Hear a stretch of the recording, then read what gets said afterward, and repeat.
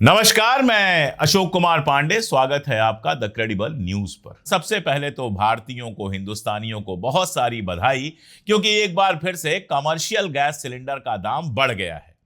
यानी जो चाय 10 से 15 रुपए की हुई थी, अब शायद 15 से 20 रुपए की करनी पड़े। जो मोमोज 50 रुपए प्लेट से बढ़ाकर 60 रुपए किए गए थे, वो फिर से 70 रुपए करने पड़े। और एक बहुत बड़ी आबादी जिसको रोजगार नहीं मिलता है, तो वो छोटा मोटा ठेला लगाती है। मोदी जी बाकायदा एक इंटरव्यू में कह चुके हैं कि चाय बेचने वाला, भजिया तलने वाला, पकौड़ी तलने वाला भी रोजगार तो कर रहा है। तो अब उस पकौड़ी तलने वाले से रोजगार छीनने की तैयारी मोदी जी ने पूरी कर ली है। और कमर्शियल गैस सिलेंडर के बारे में एक मजेदार बात मैं आपको बताता हूं। 1 तारीख को आपकी सैलरी आए ना आए, लेकिन 1 तारीख को पिछले 6 महीने से हर महीने दाम बढ़ा दिया जाता है कमर्शियल गैस का। फरवरी में यह बढ़ाया गया 111 रुपए, मार्च में बढ़ाया गया, 1 मार्च को बढ़ाया गया 31 रुपए, और मार्च में, चूंकि फाइनेंशियल ईयर होता है, फाइनेंशियल ईयर कंप्लीट होता है मार्च के एंड में, तो मार्च में 2 बार बढ़ा दिया गया। 7 मार्च को फिर 115 रुपए बढ़ाए गए, 1 अप्रैल को 218 रुपए बढ़ाए गए, 1 मई को 993 रुपए बढ़ाए गए, और 1 जून को 53 रुपए 30 पैसे और बढ़ा दिया गया है। यानी 6 महीने के अंदर कमर्शियल गैस सिलेंडर, जिस पर छोटे मोटे व्यापारी भी, छोटे मोटे रेस्टोरेंट चलाने वाले भी अपना चाय, भजिया और सब बनाते हैं, समोसा तलते हैं, उसका दाम बढ़ाकर 1521 रुपए कर दिया गया है। यह भी व्हाइट में बड़ी मुश्किल से मिल रहा है। तो आप सोचिए कि इस देश का भला करने के लिए, इस देश में रोजगार बढ़ाने के लिए मोदी जी कैसे दिन रात मेहनत कर रहे हैं। हर महीने कमर्शियल गैस सिलेंडर का दाम बढ़ा रहे हैं, ताकि ये सड़कों पे जो छोटे मोटे ठेले लगाकर रोजगार करते हैं, इनके रोजगार बंद हो जाएं। उसके बाद हो सकता है कि अडानी जी अपनी कोई ठेला स्कीम शुरू कर दें, जिसमें हर जगह ठेले भी उन्हीं के लगे। ठेके तो मिलते ही हैं, ठेले भी लगाना वो शुरू कर दें। और इधर जब प्रधानमंत्री मोदी कल मन की बात कर रहे थे, अपने मन की बात पता नहीं कब तक करते रहेंगे, और जनता के मन की बात पता नहीं कब सुनेंगे। मन की बात कर रहे थे, और मन की बात में ना सीबीएसई का मुद्दा आया, ना क्यूट का मुद्दा आया, ना ही कोई मुद्दा आया नीट एग्जामिनेशन का, ना गरीबी का मुद्दा, ना महंगाई का मुद्दा, ना बेरोजगारी का मुद्दा, ना तेल का दाम बढ़ने का मुद्दा, ना सिलेंडर का दाम बढ़ने का मुद्दा, ना देश भर में हिंसा का मुद्दा। कल बंगाल के अंदर एक के बाद एक 2 टीएमसी सांसदों के ऊपर हमला हुआ, अभिषेक बनर्जी के ऊपर हमला हुआ। साफ वीडियो में दिखाई दे रहा है कि एक आदमी उनको पत्थर चलाकर मार रहा है, सर पर सीधे मार रहा है। अगर उन्होंने हेलमेट नहीं पहना होता तो उनका सर फूट गया होता। अभी यह हमला हुआ ही था कि इसके तुरंत बाद एक और हमले का हमारे सामने वीडियो आया, जिसमें उनके एक और सांसद को मारा गया, वो जमीन पर गिर पड़े। बंगाल में हिंसा खत्म करने की बात करने वाले लोग बंगाल में नए सिरे से हिंसा की शुरुआत कर रहे हैं। आपने कभी सुना कि पिछले 5 सालों में भारतीय जनता पार्टी के किसी विधायक या सांसद के ऊपर ऐसा हमला हुआ हो? लेकिन भारतीय जनता पार्टी सत्ता में आने के बाद पूरी तरह से गुंडागर्दी पर उतर आई है, और प्रधानमंत्री मोदी के मन की बात में बंगाल की इस हिंसा पर कोई बात नहीं है। दुनिया की किसी समस्या पर कोई बात नहीं है। सीबीएसई के इतने स्टूडेंट्स परेशान हैं, यहां वहां भाग रहे हैं, उन पर कोई बात नहीं है। दिल्ली में टीयूईटी का एग्जामिनेशन कैंसिल हो गया, बच्चों से कह दिया गया एग्जाम नहीं होगा, उस पर कोई बात नहीं है। वैसे मैंने कल अपने मन की बात ट्विटर पर पूछी थी और कहा था कि पहले नीट, उसके बाद सीबीएसई और उसके बाद सीयूईटी। जो सरकार एक परीक्षा ढंग से नहीं करा पा रही है, उस सरकार से देश ढंग से चलाने की उम्मीद करने वाले सच में बहुत क्यूट है। खैर, तो मन की बात में उनको आम याद आया। आम की बात करने लगे कि आम का रूप, रंग और स्वभाव भी बदल जाता है। यही भारत की विविधता की खूबसूरती है। अब आप ये बताइए कि आम की विविधता को, आम की डाइवर्सिटी को तो आपके मन की बात पकड़ लेती है, लेकिन इस देश में जो इंसानों की डाइवर्सिटी है, जो अलग अलग मजहब के, अलग अलग जाति के, अलग अलग इलाकों के, अलग अलग रंग रूप वाले जो इंसान इस देश में रहते हैं, उनके बीच में तो आप कहते हैं कि कपड़े देखकर पहचान लो। तो आम को भी तो उसकी साइज और रंग देखकर पहचाना जाता है। कौन जाने कल आम को भी कोई हिंदू मुसलमान बना दे, कहे कि दशहरी आम तो लखनऊ के आसपास होता है और मुसलमान बहुत उगाते हैं, इसलिए दशहरी आम मुसलमान आम हो जाएगा और चौसा आम हिंदू आम हो जाएगा। चौसा का भी कोई ठिकाना नहीं है, चौसा उगाने वालों में भी मुसलमान बहुत हैं, तो कल को चौसा भी मुस्लिम आम हो सकता है। मोदी जी कह दे कि केसर आम जो है, क्योंकि उसके नाम में केसरिया का केसर है और वो गुजरात और मुंबई के आसपास होता है, इसलिए वही अकेला हिंदू आम है। खैर, मैं मजाक कर रहा था, आप जानते हैं। कहने का मतलब सिर्फ इतना है कि अगर आम अलग अलग तरीके के हैं, उनकी आप इतनी तारीफ कर रहे हो, तो फिर इंसान जो अलग अलग तरीके के हैं, जो मिलकर हिंदुस्तान को बनाते हैं, उनके बीच में भेदभाव पैदा करने वालों के साथ क्यों खड़े होते हो? एक और बात है, जिस समय मोदी जी आम की तारीफ कर रहे थे और कह रहे थे कि आम गांवों से निकलकर ग्लोबल हो गया है, उस समय यह खबर आ चुकी थी कि जापान ने हमारे आम को ठुकरा दिया है। जापान ने कहा है कि हम हिंदुस्तान से आम नहीं खरीदेंगे क्योंकि यह स्टैंडर्ड नहीं है, स्टैंडर्ड इसका लो है, और आमों से भरा हुआ जहाज वापस कर दिया है। और अब वो आम खरीदने जा रहा है बांग्लादेश, मलेशिया और इस तरह के देशों से। तो यहां आप जनता को आम पर टहला रहे हैं। जनता महंगाई से परेशान है, बेरोजगारी से परेशान है। इन्वेस्टमेंट का हालत यह है कि अगर आप FII और DII यानी फॉरेन इंस्टीट्यूशनल इन्वेस्टर्स, DII का मतलब डोमेस्टिक इंस्टीट्यूशनल इन्वेस्टर यानी विदेश के जो संस्थागत निवेशक हैं, और हिंदुस्तानी भारत के जो संस्थागत निवेशक हैं, दोनों के अगर इन्वेस्टमेंट की कंडीशन देखेंगे, मैं आपको 29 मई का डेटा दिखा दे रहा हूं, आप सारे डेटा नीचे ऊपर करके देख लीजिए, मनी कंट्रोल पे डिटेल दिया हुआ है।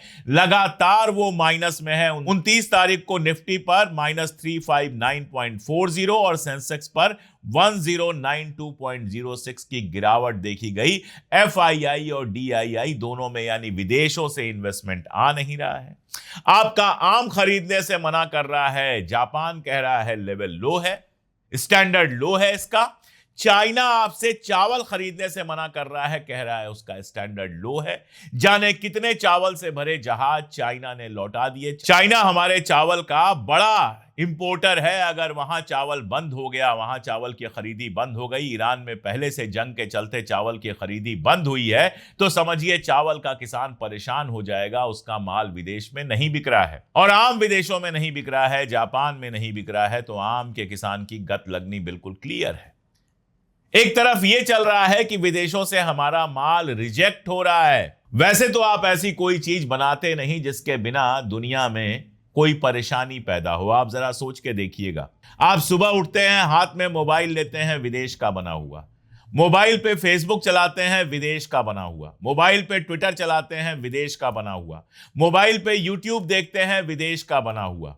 अगर कुछ नहीं करते हैं, गूगल पे कुछ सर्च करते हैं, गूगल भी विदेश का बना हुआ। सोचते चले जाइए, जितने सामान सुबह से उठ के यूज करते हैं, मैंने तो सिर्फ मोबाइल का एग्जांपल दिया, 90% चीजें बाहर से बन के आती हैं। आपकी ऐसी कौन सी चीज है जिसको यूरोप वाले यूज करते हैं और जिसके बिना यूरोप वालों को दिक्कत हो जाएगी? कोई ऐसी चीज नहीं है। इसीलिए दुनिया के बाजार में और दुनिया की राजनीति में आपकी कोई पूछ नहीं है, क्योंकि 11 साल से मोदी जी ने भारत में एक ही चीज बनाई है, नफरत। नफरत जी भर के बिक रही है।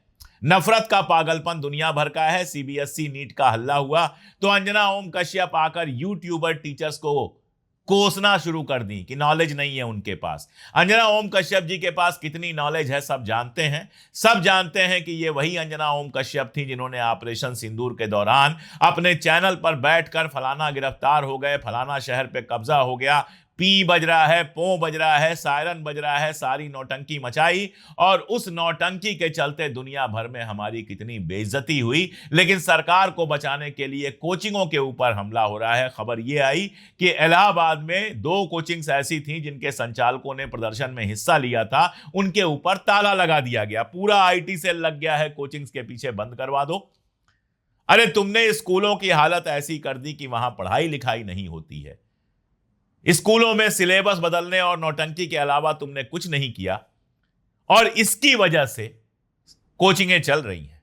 स्कूलों में नहीं पढ़ाई होती है, इसलिए कोचिंगें चल रही हैं। तुमने NTA बनाया, ऐसा बनाया कि छात्रों का भविष्य अंधकार में डाल दिया। CBSE एक एग्जाम नहीं करा पा रही। CBSE नया सिस्टम बनाया, online on screen marking OSM की बात कर दी, और ओएसएम की हालत यह है कि एक एथिकल हैकर निसर्गा अधिकारी ने बाकायदा उसको हैक कर लिया, वेबसाइट को हैक कर लिया और उसने कहा सभी छात्रों की कॉपी मैं एक्सेस कर सकता हूं यहां से। वो तो बेचारा एथिकल हैकर है, सोचिए कोई हैकर बैठ के सारे छात्रों की कॉपीज के साथ क्या कर सकता है। स्कैन कॉपियां आई, दिखाई दे रहा है मोबाइल से स्कैन किया गया है, साफ दिखाई दे रहा है, मोड़ दिखाई दे रहा है। जब आप स्कैनर से स्कैन करते हैं तो वो मोड़ नहीं दिखाई देते हैं, लेकिन जब आप फोटो खींचते हैं तो अगर कॉपी मुड़ी हुई है तो वो मोड़ भी आपको पूरा दिखाई देता है और सीबीएसई की कॉपियों में सारा कुछ दिखाई दे रहा है।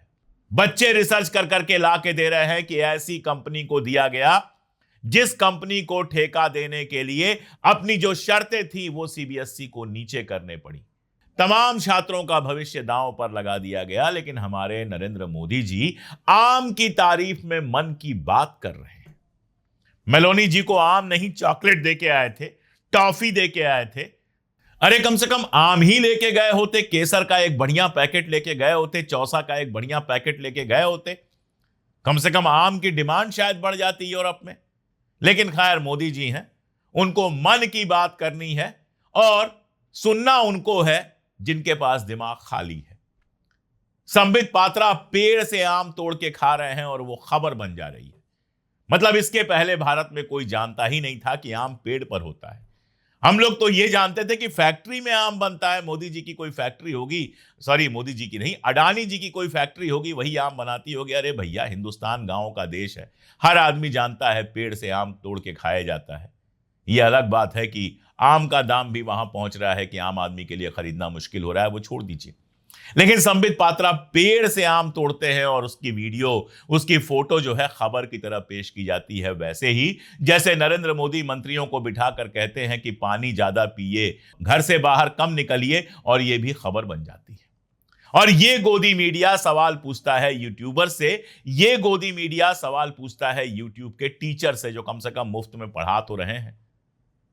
ये तो जो पढ़ा रहे हैं और जिस तरह से जनता का सत्यानाश कर रहे हैं उसका तो कोई जवाब ही नहीं है। और तमाशों का आप देखिए हालत क्या है। मैंने आपको बताया था, एक दो दिन पहले के वीडियो में बताया था कि बांग्लादेश की जो प्रति व्यक्ति आय है वो हमसे ज्यादा हो गई है। प्रति व्यक्ति आय क्या होती है इसको समझिए आप।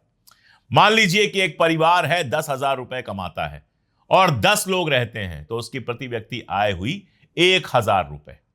और अगर कोई परिवार 5,000 रुपए कमाता है और 2 लोग घर में हैं तो उसकी प्रति व्यक्ति आय हुई 2,500 रुपए। तो इस बात से कोई फर्क नहीं पड़ता कि बांग्लादेश की आबादी और बांग्लादेश की एरिया हमसे कम है, लेकिन बांग्लादेश प्रति व्यक्ति आय के मामले में हमसे आगे निकल गया है। और आज यह खबर आती है कि नेपाल का प्रधानमंत्री अपने संसद के अंदर खड़ा होकर कहता है कि हमने भी भारत की जमीन कब्जा की हुई है। सोचिएगा, छोड़िए पाकिस्तान को, छोड़ दीजिए चाइना को, अब नेपाल का प्रधानमंत्री भी संसद में खड़ा होकर कह रहा है कि उसने हमारी जमीन कब्जा की हुई है। और हम मस्जिदों के सामने डांस कर रहे हैं, हम मोदी मोदी कर रहे हैं, हम यहां हिंदू मुसलमान में लगे हैं, हम उस तमाशे में लगे हैं जिसके बारे में दुनिया सोच भी नहीं सकती।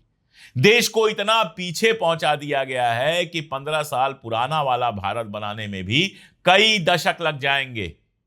विश्वगुरु विश्वगुरु, अरे दुनिया में आपको कोई पूछ नहीं रहा है। दुनिया की किसी बड़ी बहस, किसी बड़े फैसले में आपको कोई पूछ नहीं रहा है, यह हकीकत है। गजा पर बात होती है, आपकी कोई बात नहीं होती। ईरान पर बात होती है, आपकी कोई बात नहीं होती। यूक्रेन पे बात होती है, आपकी कोई बात नहीं होती। और खबर यह है कि अमेरिका से आए हुए हैं यहां पर इंटरलोक्यूटर्स, या जो भी आप उनको नाम देना चाहें, ट्रेड डील फाइनल कराने के लिए आपके सीने पर चढ़कर ट्रेड डील फाइनल कराई जा रही है। एक ऐसी ट्रेड डील जिसमें आपका कोई फायदा नहीं है, नुकसान ही नुकसान है। आपके ऊपर 25% टैरिफ लगाया गया क्योंकि आप रशिया से तेल खरीद रहे थे। तो अब आप तेल कहां से खरीदेंगे ये तय करने की औकात भी अमेरिका की हो गई, क्योंकि आप इतनी बड़ी ताकत है कि ट्रंप के सामने जाकर झुक गए। अब झुक गए, झुका दिए गए। एप्स्टीन फाइल है कि अडानी है, ये सब मैं नहीं जानता, लेकिन झुके हुए हैं, कंप्रोमाइज करते हुए दिख रहे हैं, ये मैं जानता हूं। मैं जानता हूं कि ईरान वार के पहले आप जिस तरह से इजराइल गए और उसकी तारीफ करके आए और हिंदुस्तान इजराइल के साथ है ऐसी बातें करके आए। उसने पूरी दुनिया में आपको अमेरिकी और इजराइल कैंप के मेंबर के रूप में साफ साफ दिखा दिया गया। जो बात छुप के कही जा रही थी वो बात अब खुल के कही जाने लगी कि आप अमेरिका और इजराइल के ग्रुप के मेंबर हैं और आपका जो इजरायली प्रधानमंत्री दोस्त है नेतन्याहू, वो रोज जले पर नमक छिड़कता है जब कहता है कि सारी दुनिया तो मुझे नहीं मानती, लेकिन भारत में मैं बहुत पॉपुलर हूं तो सारी दुनिया में वो अकेला पड़ा हुआ है और आप उसके साथ सारी दुनिया से कट कर अकेले पड़े हुए हैं और यहां बैठकर आप आम की बात कर रहे हैं। आम आदमी को देने के लिए आपके पास कुछ नहीं है। आम आदमी को देने के लिए आपके पास सिर्फ महंगाई है, गरीबी है और बुलडोजर है। दिल्ली में शालीमार बाग में बुलडोजर चल रहा है, लोगों के घर गिराए जा रहे हैं। शालीमार बाग जो है वो रेखा गुप्ता जी जो दिल्ली की चीफ मिनिस्टर हैं उनका इलाका है और जाकर पता कर लीजिए जितनी बिल्डिंगें गिराई गई होंगी ज्यादातर उनकी होंगी जिन्होंने कूद कूद कर भारतीय जनता पार्टी को वोट दिया है। कलकत्ता से खबर आई बिल्डिंग्स गिराई जा रही हैं, महिलाओं की तस्वीरें आई। वो महिलाएं जो भारतीय जनता पार्टी के लिए एकदम प्रसन्न होकर मदमस्त होकर नाच रही थीं, वो महिलाएं अपना सर ठोक रही थीं। अभी महीना पूरा नहीं हुआ है और अपना सर ठोक रही थी कि बीजेपी ने तो आते ही हमारे घर गिरवा दिए, हमसे बहुत बड़ी गलती हो गई। लेकिन हिंदू मुस्लिम नफरत का ऐसा जहर दिया गया है, ऐसा अफीम नसों में भरा गया है नफरत का कि बस नौटंकी नौटंकी नौटंकी होती चली जा रही है। अभी कल एक खबर थी, मैं देख रहा था। खबर यह थी कि एक बंदे ने अपने घर के सामने मटन डाल दिया, अपने घर के सामने खुद मटन रखा और उसके बाद पुलिस को फोन कर दिया कि मेरे घर के सामने कोई मटन रख गया है और फला है ढिमका है। जाहिर है मकसद क्या था? मकसद यह था कि किसी मुसलमान को फंसा दो। लेकिन सीसीटीवी देखा गया और जब सीसीटीवी देखा गया तो पता यह चला कि खुद ही उसने अपने घर के सामने मटन रखा। इससे भी भयानक घटना एक आती है, पुलिस का बयान आता है कि एक हिंदू लड़की दो मुस्लिम लड़कों के साथ गई थी। वो लड़के उसको थाना पहुंचा गए। थाने पर जब लड़की को होश आया तो उसने बताया कि एक हिंदू लड़के ने जानबूझकर, और वो हिंदू लड़का धार्मिक संगठनों से जुड़ा हुआ है, उसने जानबूझकर उन दो मुस्लिम लड़कों को फंसाने के लिए इस लड़की को उसके हवाले किया था। ये लोग हैं, ये कैरेक्टर है और इस तरह से हमारा देश चल रहा है। और जिस देश में इतनी नफरत चलेगी, जिस देश में नफरत के आधार पर वोट दिया जाएगा, उस देश में क्या विकास होगा?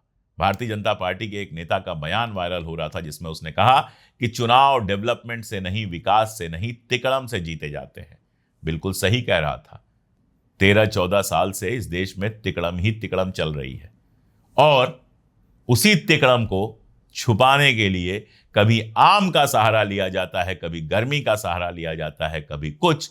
आप उस नफरत में बिजी रहते हैं, इस तरह की बेकार की बातों में उलझे रहते हैं और उसी बीच में महंगाई बढ़ती चली जाती है, बेरोजगारी बढ़ती चली जाती है। आपको लगता है कि अब्दुल की चूड़ी टाइट हो रही है और पता यह चलता है कि आपकी चूड़ी इतनी टाइट हो गई है कि अब किसी नट बोल्ट का खुलना संभव नहीं है। सोचिएगा, अगर दिमाग हो तो बचा हो दिमाग। अगर दिमाग आपने नफरत के हवाले ना कर दिया हो तो सोचिएगा कि देश को कहां से कहां पहुंचा दिया गया। और जो लगे वो कमेंट में बताइएगा। मुझे तो जो कहना है वो मैं लगातार कहता ही रहूंगा। आज के लिए इतना ही। बहुत शुक्रिया।